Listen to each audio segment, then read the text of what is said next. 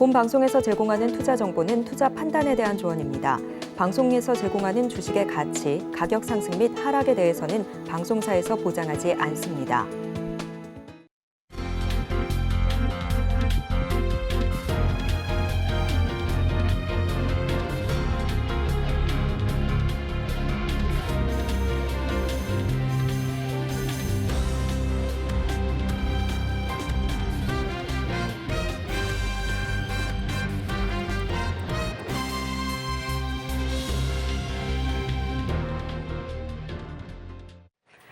시청자 여러분 안녕하세요. 오늘을 돌아보고 내일을 준비하는 오늘장 내일장 일부 진행의 백선혜입니다.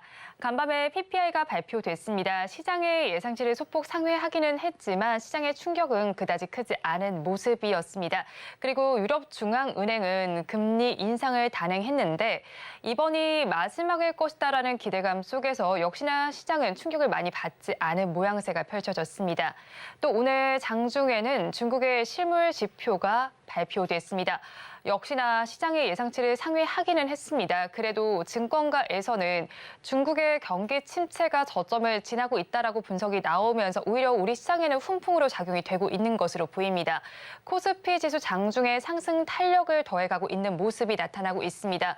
외국인과 기관의 쌍끌이 매수세가 유입이 되고 있는 코스피 시장인데요. 하지만 코스닥 지수는 장중에 빨간불과 파란불을 오가면서 켜고 있습니다. 또 다음 주 초에는 FOMC가 예정이 되어 있는 만큼 이 이슈를 어떻게 소화할지도 저희 방송과 함께 체크를 해보시기 바랍니다. 본 방송에서 제공해드리는 정보는 투자 판단에 대한 조언일 뿐 해당 주식의 가치와 수익률을 보장하지는 않습니다. 아울러 서울경제TV와 서울경제신문은 당사의 브랜드입니다. 최근 당사를 사칭하는 피해 사례가 늘어나는 만큼 각별히 주의해 주시기 바랍니다. 또 저희 방송 유튜브를 통해서도 보실 수 있습니다. 유튜브 검색창에 서울경제TV라고 검색하시면 저희 방송과 함께 하실 수 있으니까요. 실시간 채팅도 많이 참여해 주시기 바랍니다. 9월 15일 금요일입니다. 오늘장 내일장 1부는 이 시각 보도본부로 시작하겠습니다. 앞서서 살펴보셨던 헤드라인 중에서 세 가지를 골라서 심층적으로 다뤄보겠습니다. 오늘은 보도국의 이호진 기자와 함께합니다. 어서 오세요. 안녕하세요. 첫 소식부터 알아보겠습니다. 원유 재고가 부족해질 전망이 나오면서 이 국제 유가가 사상 최고치를 이어가고 있습니다.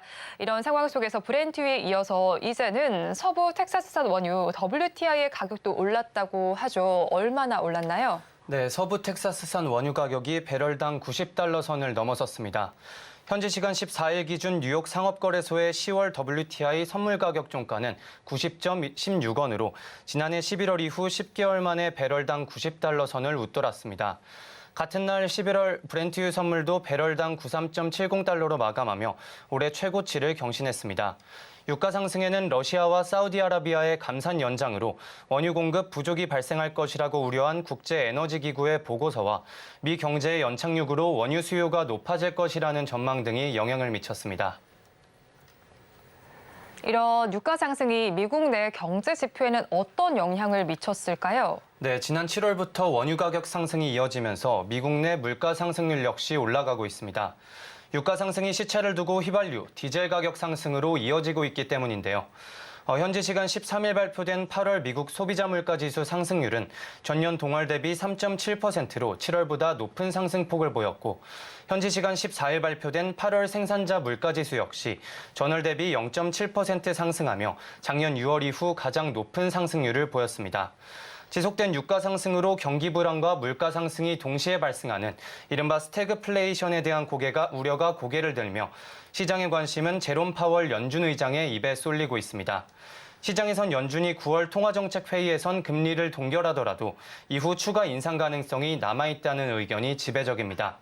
9월 연방공개시장위원회는 현지 시간으로 오는 19일에서 20일 열립니다. 다음 소식 살펴보도록 하겠습니다. 정부가 실손보험 청구 간소화를 위한 법안을 추진하고 있다고 합니다. 어떤 내용이 담겼을까요? 네, 실손보험 청구 간소화법은 실손보험의 보험금 청구를 위한 전산 시스템을 구축하고 가입자가 실손보험을 신청할 시 관련 서류를 보험회사에 전자 전송할 수 있도록 하는 내용을 담고 있습니다. 기존에는 실손보험 청구를 위해 보험 가입자가 직접 병원, 약국 등을 방문해 서류를 발급받고 보험사에 직접 제출해야 했습니다. 하지만 이러한 과정이 복잡해 실손보험금을 제대로 청구하지 못하는 사례가 늘어나자 정부가 관련 개정안 입법에 나선 건데요. 실손보험은 우리나라 국민 4천만 명이 가입하고 있으며 보험 소비자들이 청구하지 않은 실손보험금은 연평균 약 2,760억 원에 달합니다. 해당 법안이 국회 심사 과정에서 제동이 걸렸다라는 소식이 들려왔는데 어떤 점이 문제가 됐을까요? 네, 문제는 병원의 환자 기록이 보험사와 공유될 수도 있다는 점입니다. 대한의사협회 등 보건의학계와 환자단체 등은 법률 간 충돌, 또 환자 정보 유출 가능성 등을 이유로 해당 법안을 강력하게 반대하고 있습니다. 반대로 소비자단체는 청구 절차가 간소화되며 소비자 불편이 줄 것이라고 예상하며 적극 환영하고 있는데요. 정부 역시 법적으로는 문제가 전혀 없다는 입장입니다. 정신건강복지법은 의료법 21조에 보호 의무자의 열람 및 사본 발급이 가능하다고 명시하고 있으며 보건복지부의 진료기록 열람 및 사본 발급 업무 지침에도 다른 법 규정에서 의료법 21조 적용을 배제하는 경우를 명시하고 있기 때문입니다. 실손보험 청구와 간소화법은 오는 18일 전체 회의에서 재논의 과정을 거치게 됩니다. 네, 마지막 소식 살펴보겠습니다. 오늘은 우리나라 인스턴트 라면이 출시된 지 60년이 되는 날입니다. 우리나라 라면이 얼마나 성장했고 앞으로도 성장할 것으로 예상이 되고 있나요? 네, 한국 라면이 환갑을 맞이했습니다. 한국의 첫 라면은 1963년 9월 15일 출시된 삼양라면인데요. 삼양라면은 삼양식품 창업자인 전중윤 명예회장이 1961년 남대문 시장에서 꿀꿀이죽을 먹으려고 줄을 선 사람들을 보고 개발하게 되었다고 알려져 있습니다. 생소한 음식이었던 라면은 지난 1966년 정부의 혼분식 장려 정책으로 국민들에게 친숙한 음식으로 자리 잡게 됐고 서울 아시안게임과 서울 올림픽을 거치며 황금기를 맞게 됩니다. 이후 라면 수출액은 지난 2015년부터 지난해까지 8년 연속 성장했고 올해 7월까지 집계된 수출액은 5억 2천만 달러로 동기간 기준 사상 최대치를 경신했습니다. 지난해 라면의 연간 수출액은 7억 7천만 달러를 기록했고 K푸드 열풍으로 해외 시장의 성장세도 지속적으로 커지고 있는 상황이라 올해는 연간 수출액 10억 달러를 넘을 가능성도 제기되고 있습니다. 네, 오늘 이 시각 보도본부에서는 WTI의 추이부터 우리나라 라면의 60년 소식까지 전해드렸습니다. 지금까지 보도국 이호진 기자와 함께했습니다. 오늘 말씀 고맙습니다. 계속해서 시황센터 연결해서 이 시각 시장 상황 알아보겠습니다. 최유정 캐스터가 전해드립니다. 시황센터 최유정입니다. 간밤 ECB는 기준금리를 25bp 인상을 단행하면서 기준금리는 4%까지 높아졌습니다. 역대급이었지만 마지막 기준금리 인상이 될 것이라는 전망에 유럽 증시는 일제히 상승하는 모습이었습니다. 그리고 간밤 미국에서는 생산자 물가 PPI가 발표됐는데요. 시장의 예상치를 소폭 상회하는 수치였습니다. 그리고 ARM이 상장과 동시에 25%까지 폭등하는 모습을 보이면서 반도체 관련주에 대한 투심이 살아나는 모습이었습니다. 그렇다면 오늘 국내장 분위기는 어떤지 지수부터 살펴보도록 하겠습니다. 먼저 코스피입니다. 코스피 오늘 보험, 전기, 전자 업종에서 강세를 보이는 가운데 시가총액 상위 종목도 대부분 빨간불 켜내고 있습니다. 그중에서 포스코 그룹주 일제히 강세를 보이는 모습입니다. 코스피 오늘 2,574선에서 시작해 기분 좋은 상승 곡선 그려내 가고 있는데요. 1.33% 상승한 2,600선에 안착한 모습입니다. 이어서 수급도 살펴보도록 하겠습니다. 오늘 오랜만에 외국인과 기관 동반 매수세 보여주고 있는데요. 특히나 기관은 6거래일 연속 매수세 이어나가는 모습입니다. 기관 6,612억 원 사들이고 있고요. 외국인은 2,600억 원 넘는 매수세 보이고 있습니다. 개인만이 9,300억 원 넘게 팔아내고 있는 모습입니다. 이어서 코스닥도 살펴보도록 하겠습니다. 코스닥 오늘 통신 장비, 금속 업종에서 강세를 보이고 있는 가운데 900선에서 등락을 보이고 있는 모습입니다. 현재는 강보합권에서 899선에 움직이는 모습입니다. 이어서 수급도 살펴보도록 하겠습니다. 오늘 코스닥은 개인만이 강한 매수세 보여주고 있는데요. 2,394억 원 사들이고 있는 모습입니다. 오늘 개인은 제조업 쪽에서 강한 매수 흐름 이어나가는 모습입니다. 이어서 기관과 외국인 각각 110억 원, 2,137억 원 팔아내는 모습입니다. 이어서 오늘의 특징 섹터 살펴보도록 하겠습니다. 보안 관련주입니다. 제24차 세계 지식 포럼에서 한국 양자기술 생태계 구축에 관한 논의가 이어졌는데요. 이 자리에서 양자 컴퓨터 상용화 가능성이 높아지면서 양자 컴퓨터 관련주, 보안 관련주 일제히 상승세 보이고 있습니다. 그중에서 상승 탄력이 더 높은 보안 관련주 살펴보도록 하겠습니다. 먼저 시큐레터 22% 상승세 보이고 있는데요. 다음 달 10대 국내 총수들이 사우디아라비아를 방문할 예정인 가운데 시큐레터가 국내 보안업체 최초로 사우디아라비아 투자부와 MOU를 체결했다는 소식이 부각되면서 오늘 강세를 보이고 있습니다. 이어서 엑스게이트 오늘 장중 VI가 발동되기도 했는데요. 장 초반 17%까지 상승세 보이기도 했는데 현재는 11%대 상승세 보이고 있습니다. 이어서 모니터랩도 13% 두 자릿수대 상승세 보이고 있고요. 오늘 디지캡도 장중 VI가 발동되기도 했는데요. 13%까지 상승하는 모습 보였지만 현재는 12.33% 상승세 보이고 있습니다. 이어서 시큐랩도 10% 넘게 상승세 보이는 모습입니다. 이어서 다음 특징 섹터 살펴보도록 하겠습니다. 비만 치료제 관련주입니다. 위고비 신드롬으로 인해 비만 치료제 관련주 강한 상승 탄력 보였었는데요. 하지만 현재는 하락세가 짙은 모습입니다. 관련주 살펴보겠습니다. 오늘 펩트론 5%대 계속해서 낙폭을 키워가는 모습이고요. 일동제약도 3.15% 하락세 보이고 있습니다. 이어서 나이백도 4거래일 연속 하락세 보이고 있는데요. 현재는 3.74% 하락세 보이고 있습니다. 이상 오늘장 시황 살펴봤습니다. 남은 오후장도 저희와 함께 하시면서 현명한 투자 전략 세워가시기 바라겠습니다. 이상 시황센터 최유정이었습니다.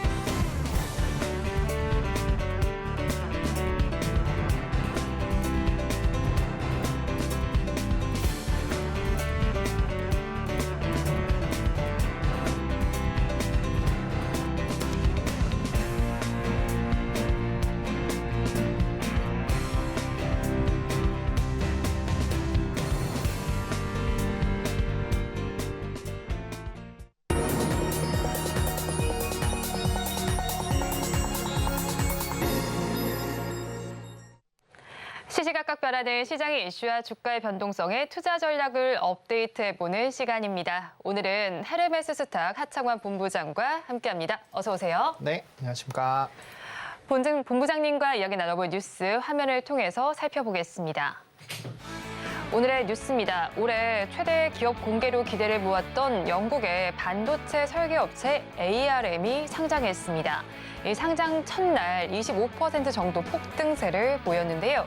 생성형 AI 열풍을 이끌고 있는 엔비디아에 이어서 월가의 반도체주 랠리를 이끌 것이라는 기대가 나오고 있습니다. 오늘 관련해서 반도체주 섹터 내에서 움직임이 나타나고 있는데 자세한 내용 짚어보겠습니다.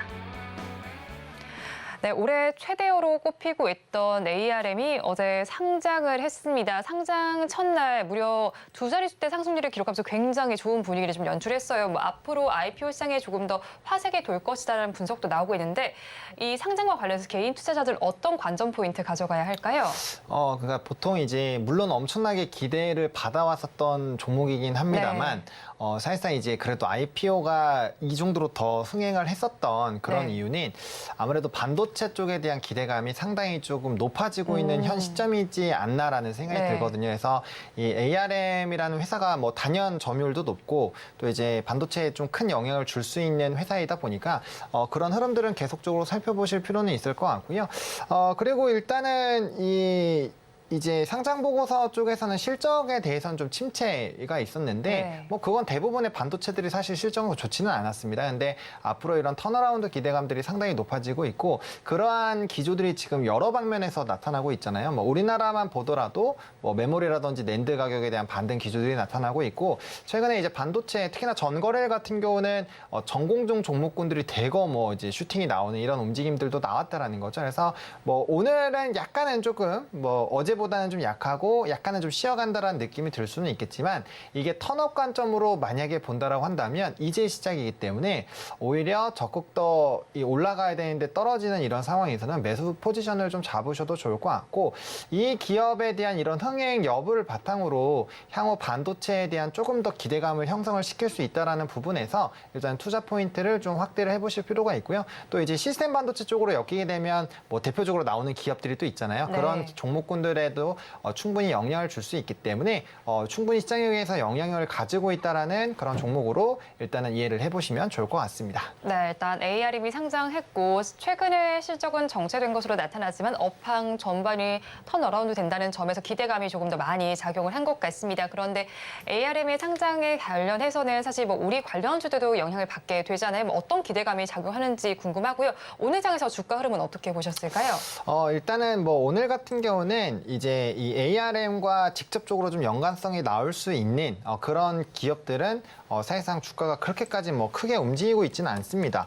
뭐 가온칩스도 그렇고요. 뭐 오픈엣지 테크놀로지도 그렇고 대부분 약간은 좀 쉬어가고 있는 상황인데 최근에 좀 주가가 많이 올랐어요. 왜냐면 이 네. 상장 이슈가 계속적으로 좀 이벤트가 있었기 때문에 이게 갑자기 하루아침에 탁 나온 건 아니잖아요. 네. 그러니까 그런 부분들이 이미 어느 정도는 좀 반영이 되어 있다라고 보시면 좋을 것 같고 금일장 같은 경우는 좀 많은 테마들이 좀 형성이 되고 있는 상황이거든요. 근데 앞서 말씀드렸던 것처럼 이제 턴업에 대한 관점으로 본다면 향후 이제 실질적인 수주에 대한 기대감들 그리고 실적에 대한 턴어라운드 기대감들이 나올 수가 있다라는 거죠. 제가 앞서서 이제 전공종 쪽 업체들을 간단하게 좀 말씀을 드렸는데 대표적으로 미세공정과 연관되어 있거나 이제 증착 장비와 관련된 종목군들은 뭐 전거래 두 자릿수 이상의 좀 상승력이 나왔습니다. 그러니까 전공정 업체들이 움직이는 거에 대해서 우리가 좀 잘 생각을 해보실 필요가 있는 게 뭐 다들 잘 아시겠지만 6개월에서 한 10개월 정도까지 최대의 이런 좀 선발주 물량들이 나오거든요. 이 리드 타임이라고 보통 얘기를 하는데 그 시간 자체에 갭이 좀 있기 때문에 선 주문이 들어온다라는 거죠.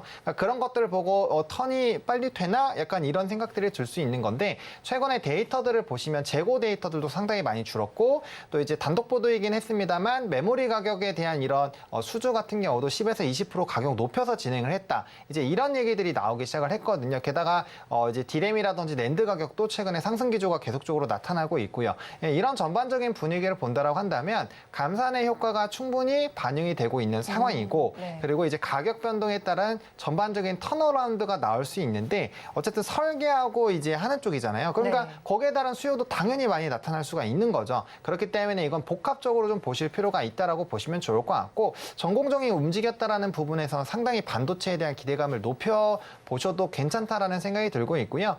지금 시장 자체가 좀 약간은 AI 쪽으로 워낙 많이 포커스가 돼서 주가가 움직이긴 했지만 계속적으로 이쪽은 성장을 할 수밖에 없습니다. 왜냐면 뭐 지금 우리가 시장에서 굉장히 핫하게 최근에 움직였었던 뭐 로봇도 마찬가지고요. 뭐 자율주행도 마찬가지고 뭐 여러 가지 부분에서 반도체가 안 들어갈 수가 없다라는 점. 네. 그리고 이제 슈퍼컴퓨터 도조 이슈로 인해서 앞으로 고 메모리 부분에서는 이게 버전업이 되든 바뀌든 어쨌든 계속적인 수요가 필요할 수밖에 없거든요. 그러니까 그런 흐름들을 본다라고 한다면 충분히 좀 긍정적으로 보실 수 있겠다. 그래서 ARM에 대한 이런 핫한 이슈나 이벤트는 결국엔 반도체에 대한 관심으로 이어질 수 있고요. 네. 그 역시 이런 업종 턴어라운드에 대한 플러스 알파 요인으로 작용이 될 수 있기 때문에 뭐 연관성은 충분히 좀 있다라고 좀 말씀을 드리겠습니다. 네, 감산의 효과도 나타나는 것 같고 가격 이슈도 있고요. 또 ARM이 상장하면서 업황 전반에 관심이 커져가고 있는 상황입니다. 그런데 특히나 ARM의 상장으로 인해서 시스템 반도체에 좀 시각이 좀 쏠리고 있는데요. 오늘 장에서 좀 주가를 살펴보니까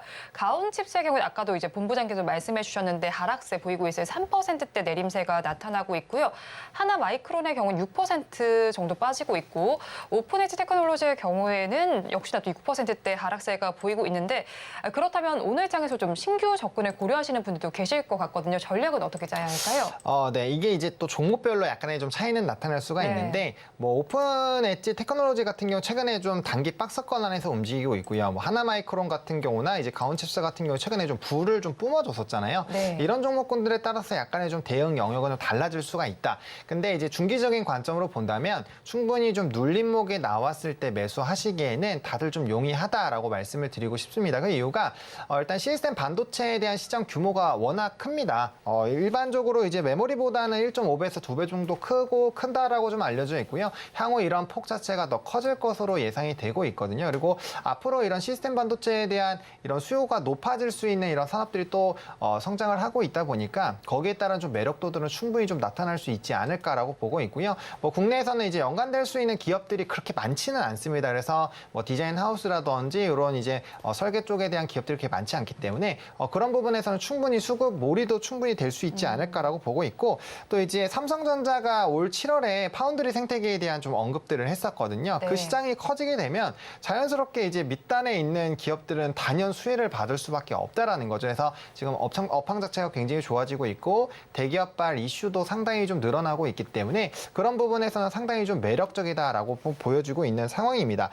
그래서 이제 뭐 종목별로 조금씩 말씀을 드리면 가온칩스 같은 경우는 지금 이제 21선 부근까지 조금 주가가 눌림이 현상이 나오고 있는 상황이거든요. 네. 근데 최근의 움직임을 보시면 요 이제 4만 원대 초반 부분에서 좀 강력한 반등 기조가 여러 번 나타났거든요. 그래서 이 종목 같은 경우는 그 부분까지 하방 라인을 열어 놓으시고 분할 매수 관점으로 접근을 해보시면 충분히 괜찮다라는 생각이 들고 있고요. 하나마이크론 같은 경우는 좀 다릅니다. 왜냐하면 이 종목 같은 경우 최근에 기대감이 한번 터지면서 9월 1일에 상한가를 한번 기록을 했었거든요. 네. 그렇기 때문에 이 종목 같은 경우는 이 상한가에 대한 이런 영역 자체가 좀 무너지면 안 되는 상황이거든요. 그래서 이 종목 같은 경우는 한 27,200원까지 분할 매수 관점으로 보시되 이 중요한 게 이전 고점 자체가 깨지면 안 되거든요. 그래서 만약에 이 종목 같은 경우는 반도체 업황이 상당히 좋은 얘기가 많이 나와도 이 24,000원 라인 정도가 깨지면 상당히 가격 조정이 강력하게 나올 수 있다라는 부분들 좀 참고해 보시면서 분할 매수 관점으로 이것도 역시나 보실 필요가 있을 것 같고요.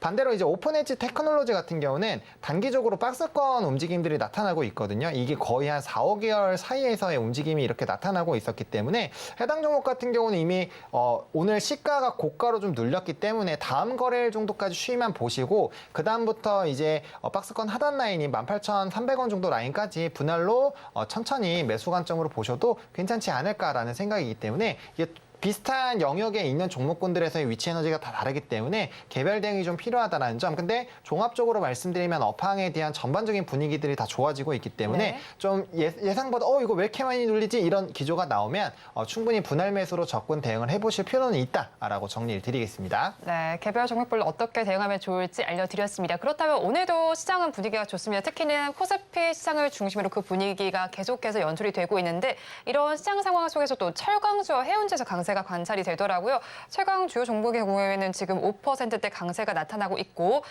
해운 역시도 6%대 오름세가 나타납니다. 그중에서도 페노션의 경우에는 지금 11% 넘게 오르고 있는 상황입니다. 그렇다면 오늘장에서 해운주를 상승으로 견인하는 동력은 어디서 찾을 수 있을까요? 이게 조금 제가 봤을 때는 이제 인수 이슈를 조금 보셔야 되지 않을까라고 생각을 하고 있는데 일단은 뭐 국제회사기구에서의 좀 이슈가 있기는 하죠. 이제 이 IMO 2020 이후부터 계속적인 환경 규제가 나타나고 있는 상황인데 요번에 이제 50년까지 온실가스 배출에 대한 완전한 금지를 이제 얘기를 했습니다. 이게 뭐냐면 지금 당장 이제 그 기준을 맞추지 못하면 배의 속도 자체를 조절을 엄청나게 해야 돼요. 근데 그게 이제 운항을 실질적으로 해서 돈을 벌기에는 굉장히 어려운 속도거든요. 네. 그렇기 때문에 그런 관점으로 본다라고 한다면 단기적으로 운행을 할 수 있는 배 수가 상당히 줄어들 수가 있는 상황입니다. 해운업이 상당히 안 좋았었던 이유가 코로나19 때 워낙 많은 이런 선박에 대한 수요 물량들이 많이 늘어났었고 그 수요보다 공급이 월등히 따라가지 못했기 때문에 이 BDI 지수라든지 이런 운임 지수가 굉장히 큰 폭으로 올랐거든요. 네. 지금 그때에 대비해서는 5분의 1 수준까지 떨어져 있는 상황인데 여전히 이런 공급 우위에 따른 불안감은 있는 상황이죠. 왜냐하면 21년도부터 발주를 넣어놨었던 이 배 숫자 자체가 1,000척이 넘어요. 그러니까 엄청나게 많은 숫자가 지금 대기 물량으로 남아있고 계속적으로 이제 인도가 되고 있는 상황인데 단기적으로 만약에 이렇게 강력한 환경 규제가 또 진행이 되게 되면 기존의 선박들에서 운행할 수 있는 배 숫자가 급격하게 떨어진다라는 거죠. 네. 그러면 공급망 이슈로 떨어졌었던 이런 운임 자체가 다시 좀 소폭 반등이 될 수 있지 않을까라는 기대감이 있는 상황이거든요. 실질적으로 BDI 지수를 흐름을 보시더라도 네, 한번 볼까요? 네, 네. 최근에 이제 조금 바닥권을 만들어 나가면서 약간의 좀 반등 기조가 나타나고 있거든요. 중요한 건 이제 이전 고점을 좀 뚫어주는 부분인데 지금 이런 환경 규제가 강력하게 진행이 되면서 만약에 선박에 대한 이슈가 부각이 된다면 충분히 운임 지수 자체는 좀 어느 정도는 올라갈 수 있죠. 네. 대신에 이제 SCFI 지수 같은 경우는 지금 전망치가 상당히 좀 좋지는 않습니다. 뭐 내년까지도 조금 하락 부분에서 좀 유지가 되지 않을까라는 얘기가 있어서 일단은 본업만 본다라고 한다면 사실상 조금 물음표가 있는 상황이긴 해요. 근데 네. 최근에 주가가 워낙 많이 눌려 있다 보니까 이런 이제 만약 공급망 이슈들이 좀 해결이 된다라고 한다면 충분히 거기에 따른 이제 단기적인 반등 정도는 충분히 좀 노려보실 수 있지 않을까라고 보고 있고요. 그 안에서 페노션이 왜 도대체 이렇게 좀 급등이 나오냐? 이거는 이제 H&M 인수 관련돼서 하림 그룹이 네. 이제 진입을 하고 있는데 아무래도 이제 하림 그룹에서 이제 페노션의 이런 선박을 매각을 하면서 진행을 하는 부분이어서 물론 인수 대금에 대한 불안감들은 여전히 남아 있고 이벤트는 있겠지만 이게 인수했을 때 인수 시너지는 상당히 좀 커질 수 있거든요. 왜냐하면 네. 이전에도 하림 쪽에서 이제 항공 쪽에 대한 인수를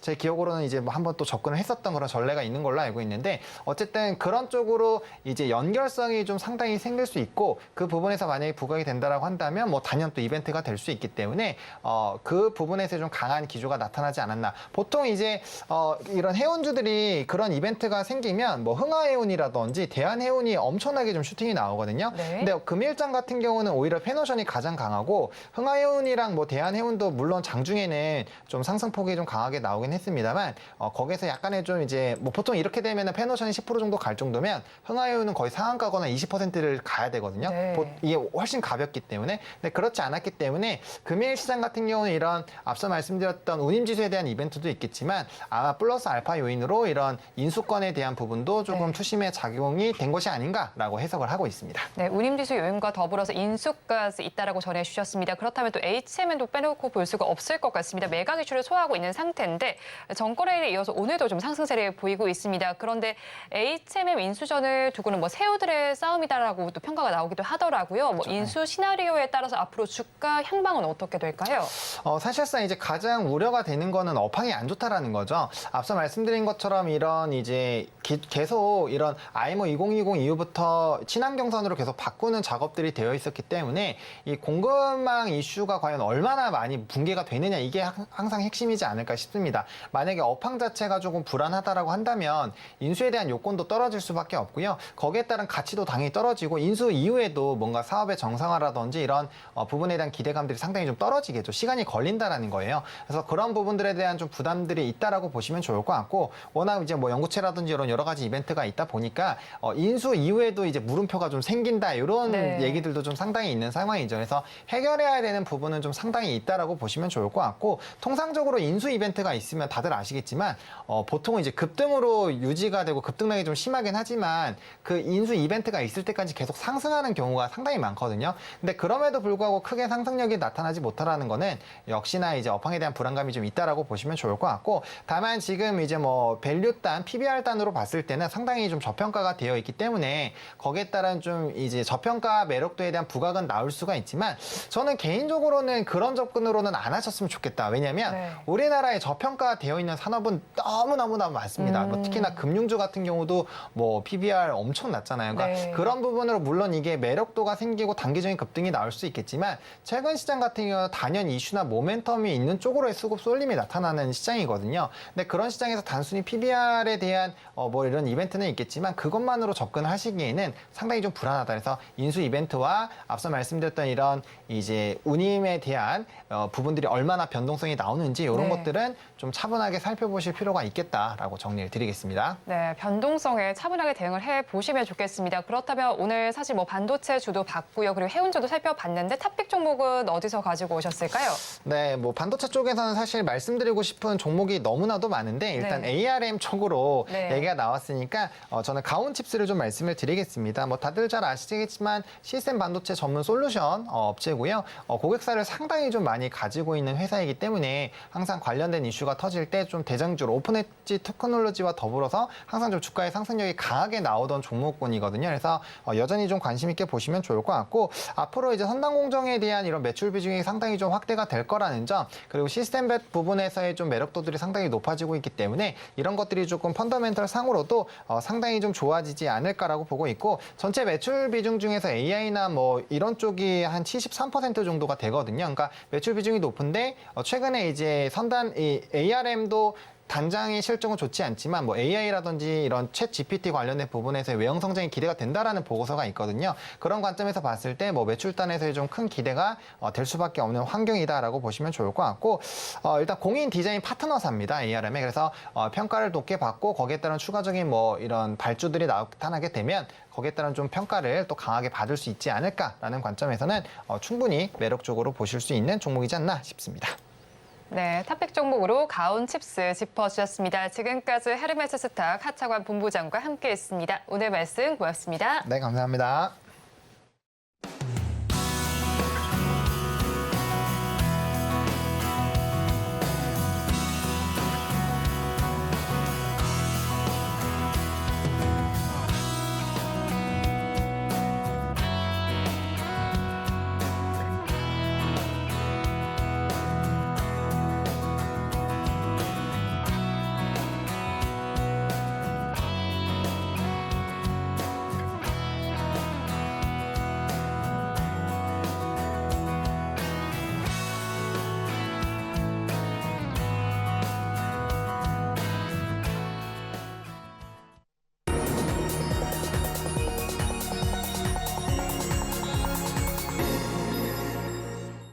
마켓리더의 시선으로 글로벌 경제와 산업 트렌드를 체크하고 이걸 수익으로 연결해보는 시간, 고수의 선택 시간입니다.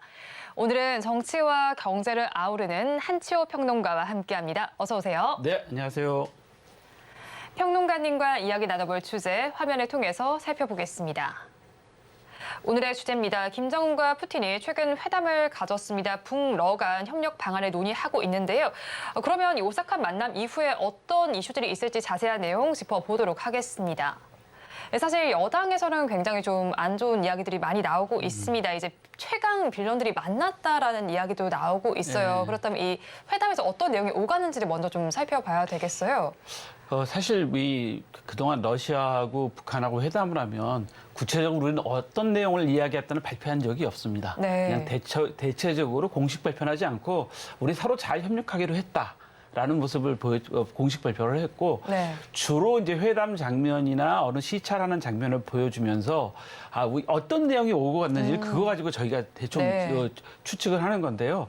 잘 보면 아시겠지만 지금 김정은 위원장이 지금 간 지가 지금 6일째예요. 네. 평양을 출발한 지가 6일째랍니다. 왜냐하면 기차로 가기 때문에 그렇죠. 비행기로 가면 한두 시간 갈 네. 거리는 기차로 가고 있어서 갔는데 이제 뭐 우주 기지를 방문한다든가 뭐 여러 가지 지금 활동을 하고 있고 그다음에 조만간 다시 러시아 국방장을 다시 만날 거라고 그럽니다. 네. 그런 이야기도 있고 하기 때문에 여기 또 중요한 게 지금 정상회담이 러시아 북한 정상회담이 끝나고 난 다음에 중국의 왕이 외교부장이 지금 러시아로 급파를 했다는 소식이 지금 네. 들어오고 있습니다.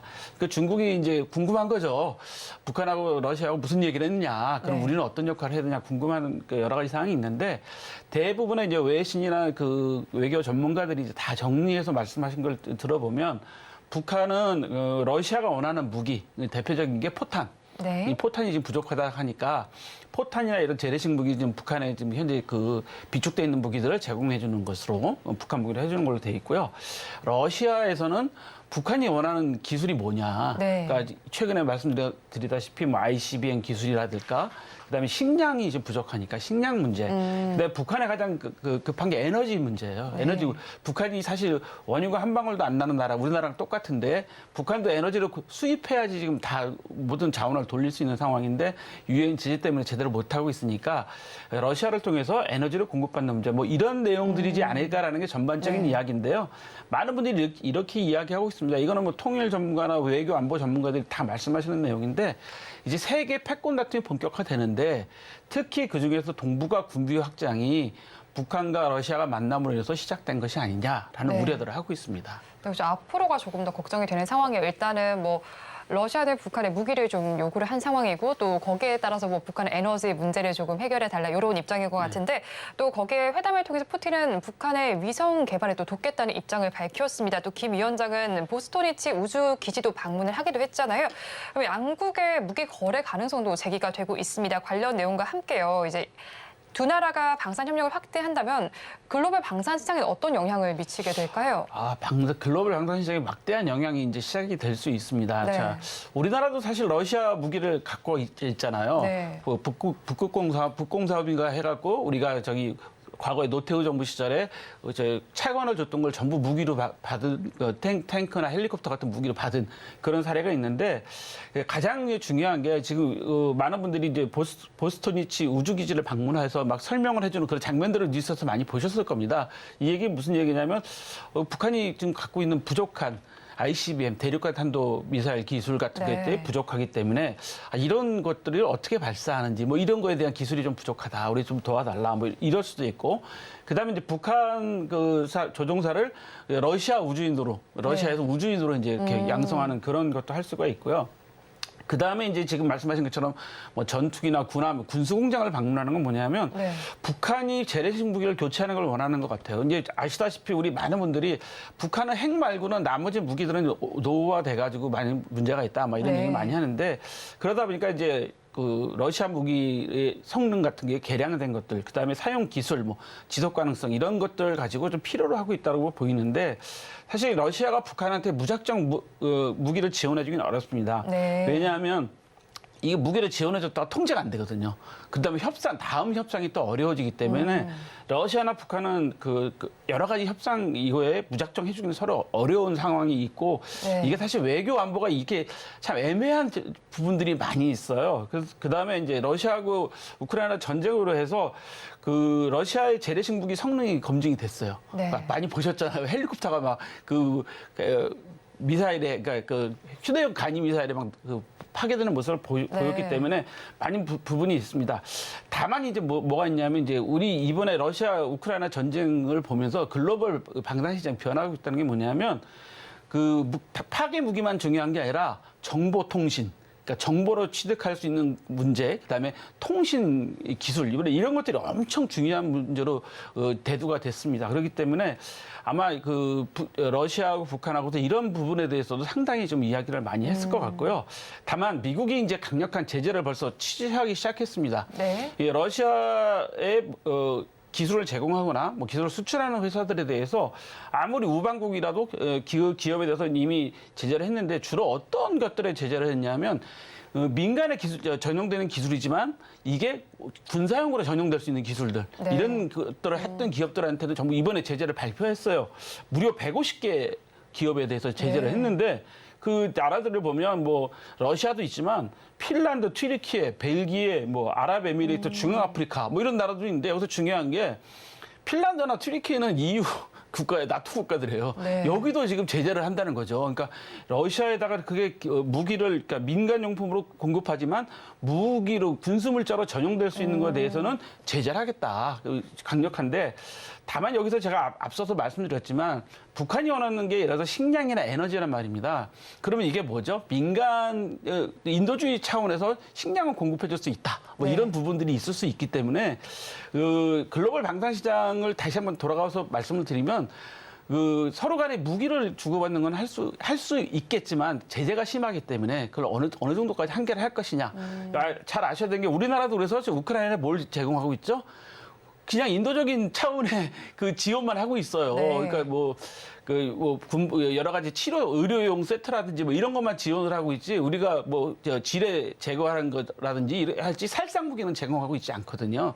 그렇기 때문에 이런 글로벌 방산 시장은 저는 러시아 우크라이나 전쟁으로서 러시아나 미국이나 이런 서방에서 제공하는 무기들이 서로 이제 쉽게 말씀드려서 이제 다 이제 모든 게 이제 성능이 밝혀진 겁니다. 심지어는 네. 호주에서 그 드론도 목재 드론이 날아가서 하니까 레이더에 안 잡힌다는 거잖아요. 네. 그런 기술들이 이제 다 밝혀진 시장이기 때문에 북러뿐만 아니라 러시아 우크라이나 전쟁 뭐 이런 것들을 통틀어서 네. 지금 세계 글로벌 방산 시장이 성능이 검증되고 있다. 이렇게 보시면 될 것 같습니다.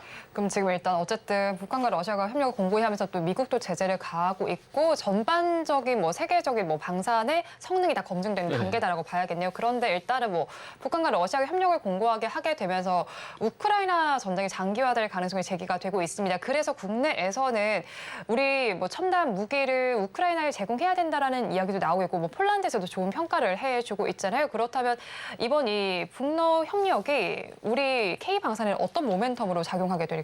저는 이제 우리나라 방산이 우수성은 이미 세계적으로 이미 지금 검증되고 있는 단계입니다. 네. 왜냐하면 폴란드가 지금 많이 사주고 있고, 그다음에 우크라이나에 우리나라가 살상 무기를 지원하는 건 하지 않을 겁니다. 이거는 사실은 유엔 헌장과도 관련이 있고 실제로 우리가 우크라이나 살상 무기를 지원해 주는 것은 러시아하고도 적대시 관계를 하는 거거든요. 다만 인도적인 지원을 지금 해주고 있는 관계고 살상 무기가 아닌 것만 하고 있단 말이죠. 네. 그리고 또 최근에 EU 국가 내에서는 앞으로 EU 국가들의 방산, 나토 국가들 방산 무기 구입을 EU 국가 내에서 하자라는 움직임도 일어나고 있습니다. 그럴 때 지원해주겠다는 거 있기 때문에 저희가 좀 눈여겨봐야 될 부분이고요. 이미 우리나라 국산 방산의 장점을 잘 살려야 됩니다. 우리나라 이제 방산의 장점이 뭐냐면 가격 대비 효용성, 소위 말하는 가성비라고 그러죠. 네. 가격 대비 너무 좋은 성능을 갖고 있는 그런 무기고, 두 번째로 성능이 본인들이 원하는 것보다 훨씬 더 우수한 무기고, 그다음에 신속하게 생산을 할 수 있죠. 지금 전 세계 국가 중에서 방산 무기를 신속하게 생산할 수 있는 국가는 대한민국이 유일하다고 그럽니다. 그래서 폴란드가 대한민국을 선택한 이유도 네. 지금 벨라루스랑 폴란드가 국경을 맞대고 있잖아요. 그런 상황에서 폴란드 입장에서 무기를 빨리 대체할 게 필요하고 무기를 좀 보완해야 되는데 그럼 어디가 제일 빨리 생산해 줄 것이냐, 대한민국뿐이 없었다는 얘기죠. 그러니까 대한민국은 빨리빨리란 문화도 있지만 생산할 수 있는 시설이나 여러 가지 준비가 네. 돼 있었다는 거죠. 이거는 제가 생각하기에는 끊임없이 70년대부터 자주국방을 저희가 준비해왔기 때문에 네. 그런 체제 하에서 생산할 수 있는 것이다라고 볼 수 있고요. 그다음에 방산에서 중요한 게 유지보수와 기술입니다. 유지보수 기술, 그다음에 유지보수 기술뿐만 아니라 유지보수 비용도 중요하죠.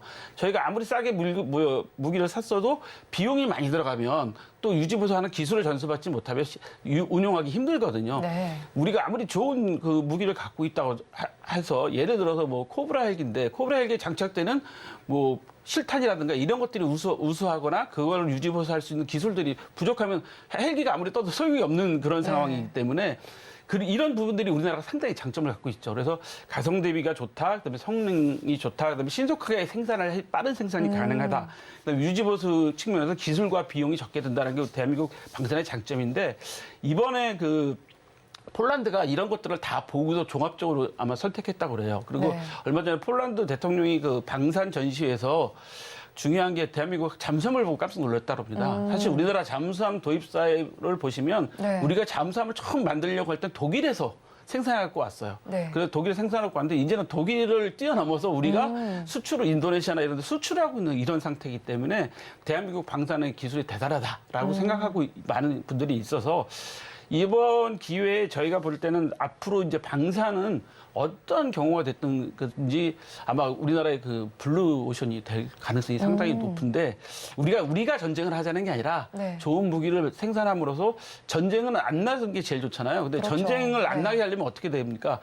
서로 국력이 튼튼하고 튼튼한 방위 체제가 돼 있어야 되니까 네. 결국 무기를 가질 수밖에 없다. 그래서 앞으로 우리나라 방산 분야는 큰 영향력이 있고 블루오션인데 중요한 건 뭐냐면 방산이 살상 무기뿐만 아니라 거기에 전자 기술도 들어가죠. 여러 가지 광학 기술도 들어가죠. 네. 기술들이 많이 들어가지 않습니까? 그게 결국 다 민간으로 오는 거잖아요. 여러분도 잘 아시는 GPS나 지금 우리 쓰는 내비게이션 기능이 다 군사 기능에서 다 도입된 거지 않습니까? 그래서 네. 편하게 우리가 쓰는 거기 때문에 앞으로 우리나라 방산이 발전할수록 민간 분야의 기술도 계속 발전할 거다라고 보여집니다. 네, 우리나라의 방산의 위치는 지금 좀 좋은 것으로 보이고 거기에 민간의 발전까지 예상은 되는데 사실 뭐 전쟁은 나지 않는 것이 가장 좋기는 하겠죠.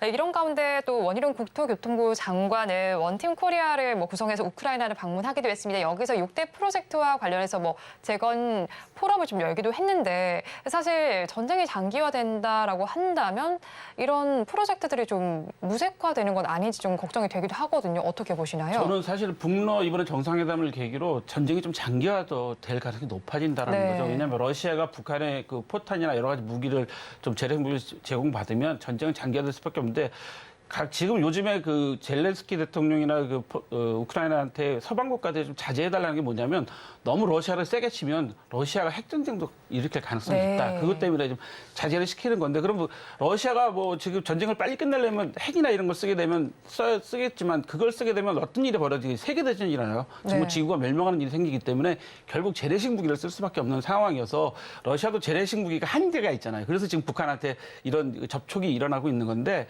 사실 이번에 원희룡 장관 그 장기화 되면 지금 원희룡 장관 갔다 오셨는데 제가 지금 여기서 오늘 꼭 말씀드리고 싶은 게 뭐냐면 네. 여기에 들어간 우리나라 기업들의 6대 플랜트도 있지만 기업들을 좀 살펴봐야 될 것 같습니다. 대외 협력 기금으로 지금 우리가 20억 달러 정도를 장기간 2025년부터 우크라이나 재건 사업에 지원하겠다. 네. 근데 이게 2025년부터예요. 그러니까 내년에 전쟁이 끝난다고 하더라도 2025년이니까 앞으로 3년 있다라의 얘기고 내년에 당장 3억 달러 정도는 무상으로 지원해 주겠다는 게 우리나라 입장인데 이번에 같이 갔던 민간 기업들을 보면 삼성물산, 뭐 현대건설, HD 현대건설기계, 현대로템, 네이버, 유신, 하나솔루션, 하나건설, KT, CJ대한통운, 포스코 인터내셔널, 해외건설협회 이런 데 갔어요. 가만 보시면 뭐죠?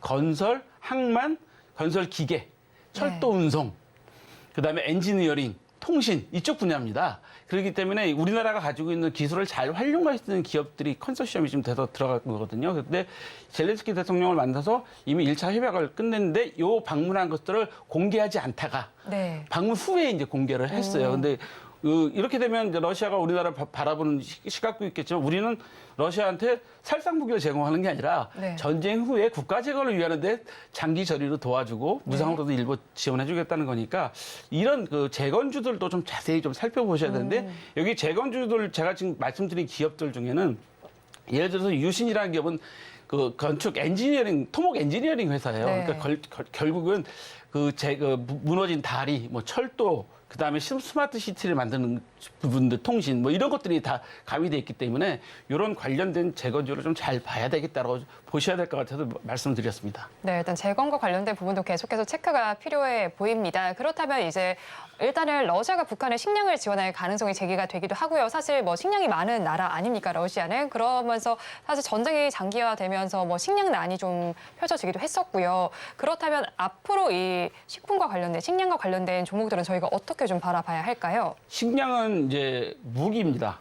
식량은 뭐라고 그러잖아요. 식량 무기이자 식량 사실 인도적 차원의 문제거든요. 네. 우리가 지금 그 우크라이나에서 식량을 지금 현재 그 운송선이 나올 수 있게끔 서방 국가들이 사실 배를 호위하고 있고 그런데 그 이유는 뭐냐면 거기서 값싼 식량들이 나와야지 아프리카 국가나 이런 제3세계 국가들한테 싼 값의 식량을 공급할 수 있거든요. 네. 이것은 사실 무기이자 인도적인 문제란 말이죠. 인도적인 문제이기 때문에 좀 다른 거고 이번에 그걸 대표적인 걸 보시는 분 아시겠지만 이번에 우리나라가 6억 달러인가 그 이란의 동결 자금 해제를 해줬잖아요. 네. 그 해제 조건이 뭐냐면 인도적인 물품을 구입하는 데만 이 결제 자금을 써라. 그러니까 국민들을 위한 식량, 의약품 이런 거 사는 데만 쓰는 걸로 결제하는 걸로 승인을 해주겠다. 무기를 네. 하지 말아라. 뭐 이런 뜻이었거든요. 그러니까 결국은 식량은 안 보이기도 하지만 사실은 인도적인 차원, 의약품에 네. 다 들어가는 겁니다. 그래서 근데 곡물 가격은 사실 좀 계속 오를 가능성이 높습니다. 왜냐하면 그 전쟁도 전쟁이지만 지금 기후가 너무 달라지고 있잖아요. 앞으로 한반도에서도 뭐 한 20년, 30년 후에 사과가 안 나올 것이다. 뭐 이런 뉴스도 있다시피 네.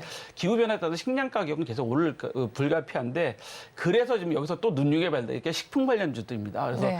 이래서 종자 개량하는 기업들, 그다음에 식품 가공하는 기업들, 네. 그러니까 식품을 그대로 갖다가 쓰는 것보다 그걸 또 가공해서 더 높일 수 있는 그런 기업들을 관련된 주주를 잘 봐야 되기 때문에 저는 앞으로 식량 관련주들은 그 좀 계속적인 발전이 좀 있을 건데 단순하게 식량을 생산하고 뭐 그런 것보다 네. 가공하고 종자를 개량하고 뭐 이런 육종 회사들 이런 기업들이 좀 좋아 보이는데요.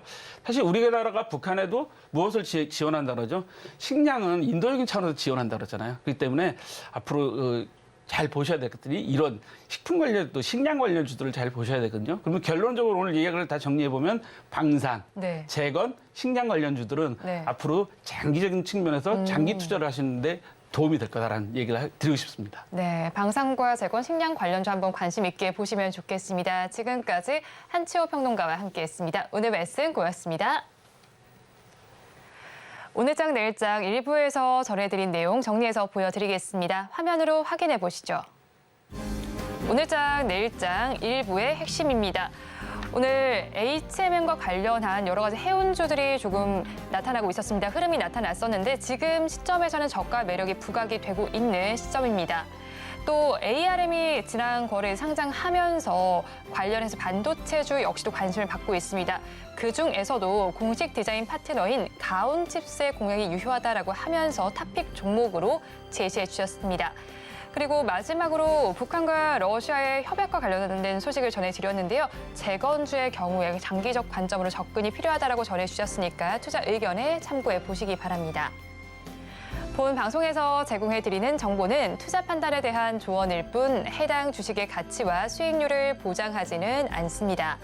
아울러 서울경제TV와 서울경제신문은 당사의 브랜드입니다.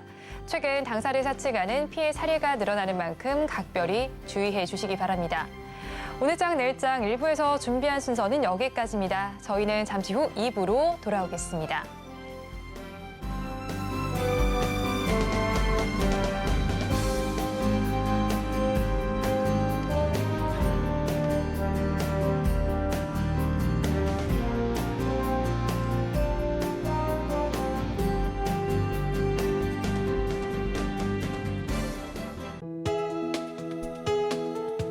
본 방송에서 제공하는 투자 정보는 투자 판단에 대한 조언입니다. 방송에서 제공하는 주식의 가치, 가격 상승 및 하락에 대해서는 방송사에서 보장하지 않습니다.